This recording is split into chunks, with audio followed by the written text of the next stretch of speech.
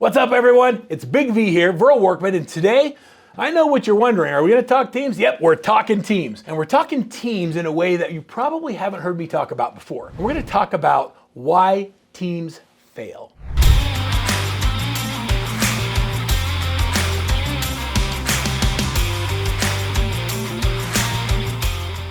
Here's what I've learned. I've learned that if we can anticipate why teams are going to fail in advance, and we eliminate that dysfunction, or we eliminate the reasons teams fail, then we have a much higher likelihood of achieving success. One of my favorite authors is Patrick Lencioni, and he wrote a book called The 5 Dysfunctions of a Team. And he talks about in the 5 dysfunctions of a team, these 5 things. I'm going to read them to you. Absence of trust, fear of conflict, lack of commitment, avoidance of accountability, and inattention to results. Those are the 5 dysfunctions of a team. I want to focus specifically on the number 1 dysfunction today, absence of trust. Where does trust show up in a team? Or where does lack of trust show up? My answer is everywhere. Good friend of mine, a gentleman by the name of David Horsager, wrote a book called The Trusted Leader. And in the book, The Trusted Leader, he says that every dysfunction in a family, every dysfunction in a team, every dysfunction in a business can be traced back to the absence of trust or dysfunction or the elimination of one of the multiple elements of trust. He says when you have a problem, it's usually because of lack of trust. His principles are so strong in his book, The Trusted Leader, that the country of Kenya converted from a dictatorship to a democracy following his principles of trust. That's how important trust is. And so when I listen to David Horsager speak, when I listen to Patrick Lencioni in Audible, or I read his book on the absence of trust, I think about what is it we can do to instill trust. I'm going to say that there's 8 critical things that every leader should and could do to elevate the amount of trust they have with their team. And I'm going to go through each of the 8 with you and share with you what those are. And I want you to just ask yourself, maybe you can score yourself on whether or not you do these things at the highest level possible. So let's start with number 1. Number 1 is we lead by example. If you want people to trust you, you have to say, let me show you how to do it rather than do what I tell you. Trust is not something that you just automatically get. Trust is something that has to be earned, and you earn it by the example that you set.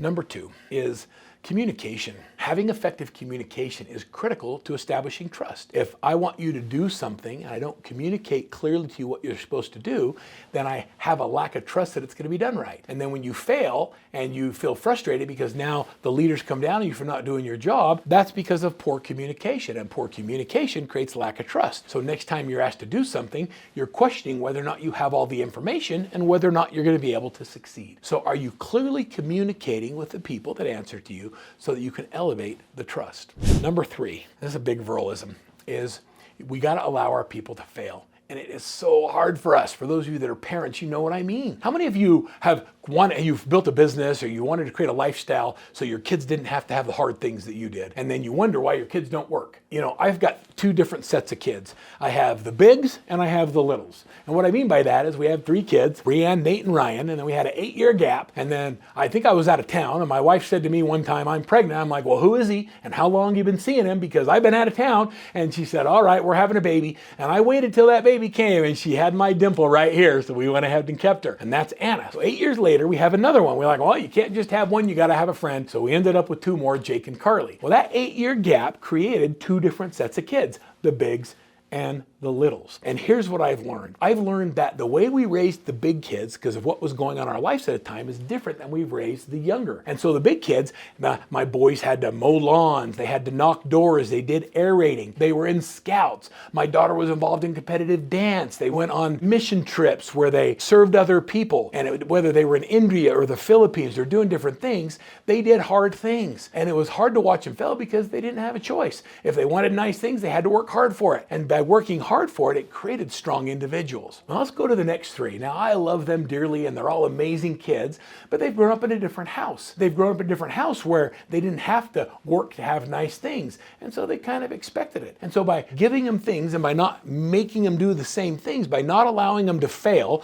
by not teaching them how to work at the same level of effort, we've created kids that are struggling more to make their way in life. Now I have 100% confidence they're going to do great things and they're going to be successful whatever they choose, but the path is more difficult because they haven't had to do hard things. Now I want you to think about that with your team. Are you allowing your people to do the hard things so that they grow? And if they don't, then are you really serving them as a leader, or are you letting them down? We think by protecting them from not doing hard things that we're doing them a favor. In reality, I think sometimes we're just keeping them from having the opportunities that allow them to grow. I know that's a hard thing. It's hard as a parent to watch your kids struggle, but it's also rewarding to see them work through it and have victories through challenges. And I think there's nothing more rewarding as a parent when you see your kids go through hard times and they come out on top, because now you know you've developed somebody that has real character. And the same is true with your team members. I look at my team members like my family, and I want them to have hard things, and I also want them to come through, and I'm just close enough that if things get really bad, I can step in and help when needed. So allow your people to fail.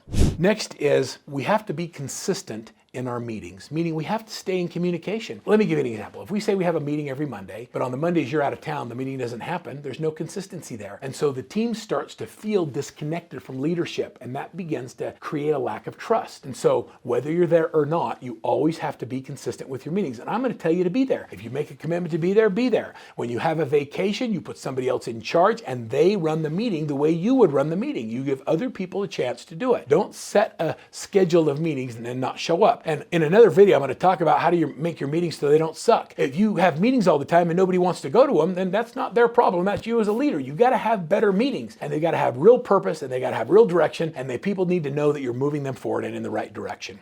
Next is, as we let people fail, and you talked about me doing that, you need to handle mistakes gracefully. Like, nobody intends to fail. They don't get up and hope they fail you. They don't get up and hope they fail the client. But when it happens, we look at it and say, okay, why did we fail? Here's a concept I'd like you to think about. We don't have people problems, we have process problems. And so if your people didn't perform at a level where you believe they should, how about we attack the process and let's fix the process so that doesn't happen again? So instead of attacking the individual, what happened in our process? Was it communication? Was it clearly defining the role? Was it not having a desired outcome? Was it not training or development? Let's figure out where the process failed it, take ownership of the leader, and then help them eliminate that. Don't come down on them hard when they fail. Use it as a learning experience and attack the process, not the people.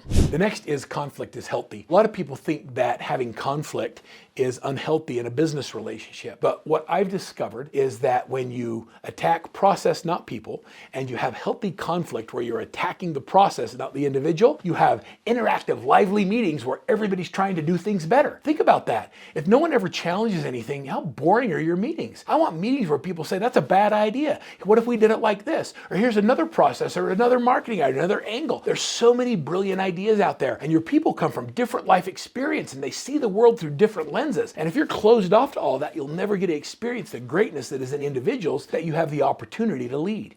So the last is trust. Trust happens by training and development, meaning if you pour into your people to teach them how to do things right, give them an opportunity to do it. When they fail, attack the process, not the person. Work with them until they understand why it needs to be done that way, and then help them develop. You're going to find that your level of trust goes up in them, and more importantly, their trust in you increases. And when people trust you, they don't leave you. If you have a lot of turnover in your business and people are constantly leaving, I take that personal. That means that I believe that people don't leave companies, they leave leaders.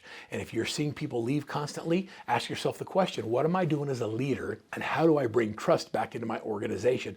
Because it's one of the most important critical principles. One of the next aspects is accountability. When we see a lack of trust, it often happens because there's a lack of accountability. Agents don't want to be held accountable because they don't want you to know what they're actually doing. They don't want to do their daily success habits because they don't want you to know how little they spend on doing dollar productive activities. Team leaders don't like to hold their people accountable because they feel like they're babysitting them. So this lack of accountability creates a disconnect or lack of trust. Accountability is love. It's where you help people keep the commitments they made to each other and their families. As a leader, if you're not willing to ask the questions, then you probably shouldn't be leading the team or the office. Accountability isn't a bad thing you do to people. It's an environment you create that's based on a true principle of love. I care about you enough to help make sure you're doing the things that will help you get what you want for your family. That's what leadership means to me. The next thing is you have to be consistent in your business practices. I like to say that we do a daily huddle, and the daily huddle has a very specific agenda of the things that we cover and the things we go over. In that daily huddle, we look at the previous day's performance. Did we do the things we said we were going to do? Where were the gaps? Where could we improve? What are our goals for the day that we're going to focus on? And then how do we make sure we do it? In that daily huddle, it creates this rhythm, this culture of productivity, of accountability, and more importantly, it creates a culture of trust. If you want to add trust to your team and you want to keep your team from failing, download the Daily Huddle Agenda. I'm just going to give it to everybody. I want you to begin to instill trust in your team, and it all starts with consistency and with integrity. Good luck as I encourage you to recognize why teams fail and eliminate that dysfunction from your life and from your business.